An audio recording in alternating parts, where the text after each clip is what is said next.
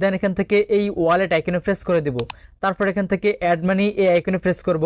Press করার পর আমরা ব্যালেন্স অ্যাড করার জন্য এখানে 3টি পেমেন্ট মেথড পেয়ে যাব, বিকাশ, নগদ এবং রকেট। ওকে, আমি এখান থেকে বিকাশটিকে সিলেক্টেড করে নিয়েছি। আপনারা পেমেন্ট মেথড সিলেক্টেড করার পর ওই পেমেন্ট নাম্বারটিকে এখান থেকে কপি করে নেবেন।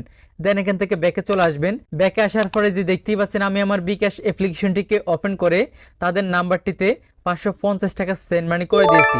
আপনাদের যখন পেমেন্ট কমপ্লিট হবে তখন এখান থেকে পুনরায় ব্যাকে এসে পুনরায় অ্যাপ্লিকেশনটিকে ওপেন করবেন। ওপেন করার পর আপনারা যে নাম্বারটি থেকে পেমেন্ট করেছেন ওই নাম্বারটি উপরে বসাবেন।